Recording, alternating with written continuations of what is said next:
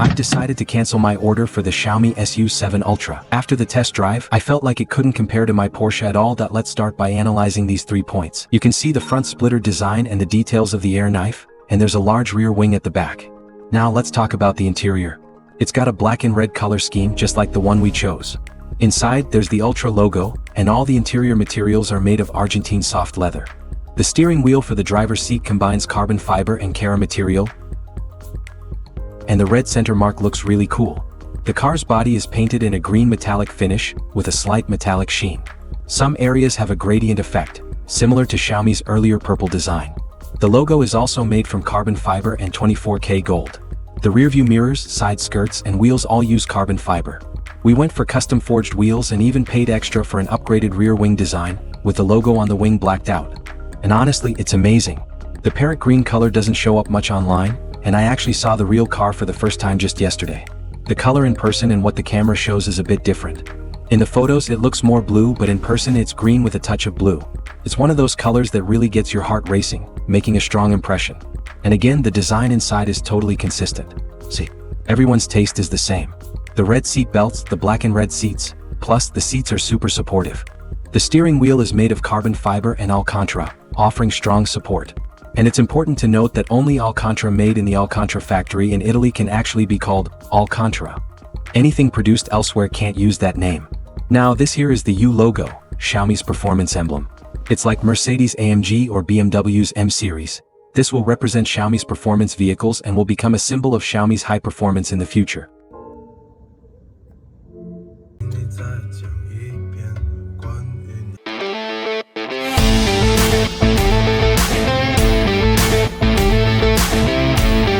Alright, let's get ready for the test drive.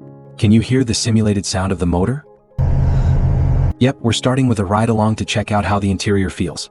The entire car is made with carbon fiber, and all the seats and interior materials are made of suede. The double-layer hybrid glass design really helps with soundproofing. Right now, I'm in the standard driving mode, but I can switch it to my own driving mode. In my mode, all the power performance is set to the toughest setting, and the steering wheel gets much heavier. I've set the suspension height to standard mode, but the suspension's performance is set to sporty. The road sensing system works just like other electric vehicles, making the driving experience really smooth in normal conditions. For example, the car has standard electric vehicle features like collision prevention and lane departure warning, all of which are displayed here. Right now, the speed limit for this car is set to 80 km per hour. But that's okay, I get it, it's a test drive car. Oh, and by the way, the back seat isn't accessible on the test drive vehicle. About the 1,500 horsepower mentioned, that's only available in track mode, and even if you buy the car, it'll be the same. When I normally participate in races, I check my lap times in my Ultra Club or on the Xiaomi Car app or the Master app. It tracks every throttle and brake pressure, recording everything and even generating comparison curves between my inputs and those of professional coaches for each brake or throttle action. Yeah, it's basically like a vlog, which is awesome. I'm really curious though, why don't cars like the M series offer something like this? The M series does have a silent driving mode, but it doesn't record results or allow you to export logs. It's just different. This feature is great because once I link my account, I can see my racing stats. Here we can adjust traction, steering weight, energy recovery, the front and rear drive modes, plus the energy recovery, ABS track system, traction control, and torque wet adjustment. Super detailed. Besides adjustable traction control, this car also has torque vectoring, kind of like a limited slip differential. Overall, the car feels incredibly tight to drive. It handles very precisely, and you can definitely tell it's different from regular cars. When you switch to track mode, the steering wheel feels much heavier, and the overall driving experience improves significantly. There are 3 settings in track mode: qualifying, endurance, and drift. In endurance mode, the car keeps the speed stable between 10% and 80%. But it doesn't give maximum output because the system adjusts based on different conditions. In drift mode, the system first shuts off the front V6's super battery to give more power to the rear-wheel drive. Alright, now it's my turn to test drive.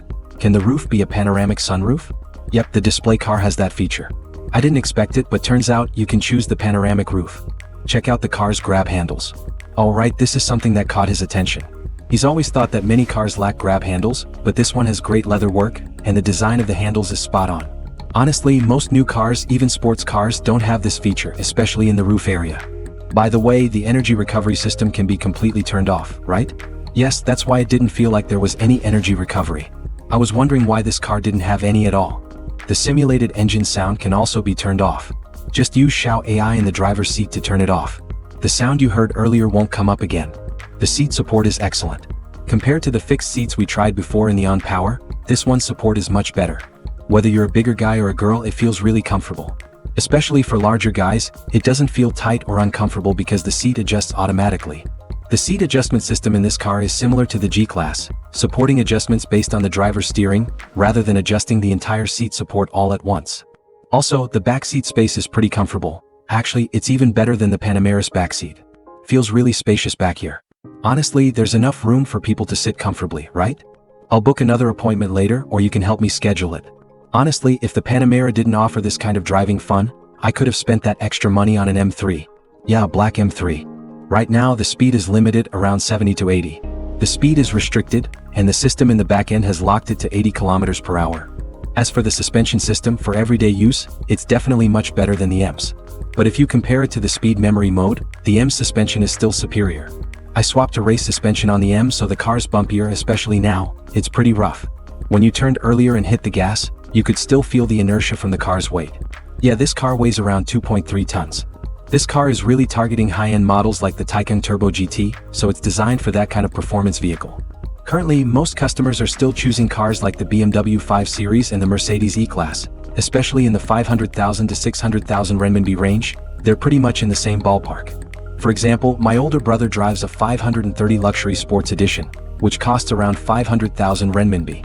It's the same price range, but he actually prefers performance cars and sometimes drives an M2, M3 or M4.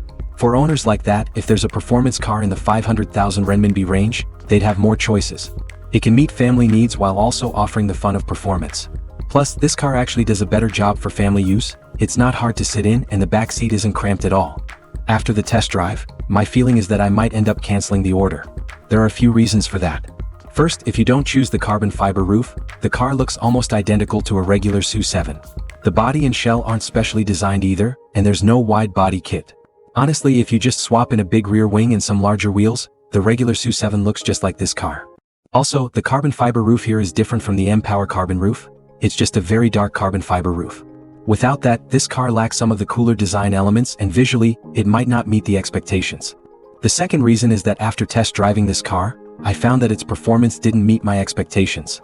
First, the test drive car had limited horsepower, only 340 horsepower, and the speed was capped at 80 kilometers per hour. So, I couldn't really get a sense of its power. From a handling perspective, I could clearly feel that, in the city, it drives more like a family car. Compared to the regular Su7 Max, I didn't notice much of a difference. After all, the car's weight hasn't been reduced, and its length is the same as the regular version.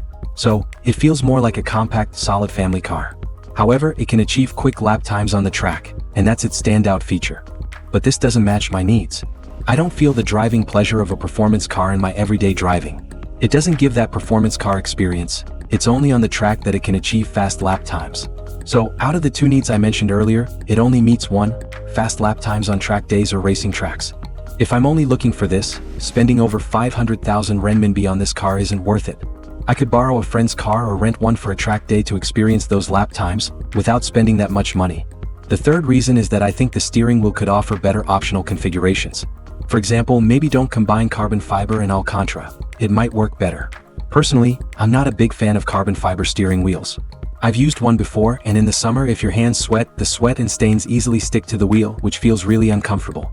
The surface of the wheel becomes rough and dry, and that's a problem. So my suggestion is either to go with full Alcantara or a leather steering wheel. This way you avoid the discomfort that carbon fiber can bring. Of course, this shouldn't necessarily be the standard. But there is one feature on this car that I really like, and that's its in-car system. The car system has a track manager, kind of like the Rasicono feature we use when playing on a track, paired with GPS and OBD interfaces, even including cameras. Unlike other systems, this one can do everything just with the car's onboard system. It can track lap times and even bundle videos from multiple angles into a single file for you to upload directly. I think this feature is incredibly practical. Other than that, there wasn't anything that particularly impressed me. Maybe it's because the display car in the showroom didn't have the carbon fiber hood option, so I wasn't as drawn to the exterior as I was in the pictures. Because of that, I'm thinking of canceling my order for now and waiting to see if a model with the carbon fiber hood comes out later. Depending on how things go, I might either buy a nearly new car with the hood or borrow one from a friend to hit the track. If I do, I'll definitely make a video to share with you all. To sum it up, this is definitely a great car, and it's priced very reasonably, especially if you only have one car. It can totally handle both track performance and daily use. But if I already had 3 or 4 cars that met my daily needs, I probably wouldn't consider this one for now. That's all for today's share. Once again, hats off to Lei and Xiaomi for creating such a great car at such a low cost and price. I also hope to see more high-performance cars like this drop in price in the future. Maybe then I'll have a chance to buy a GT3 RS or an Aston Martin Vantage. I really hope that day comes.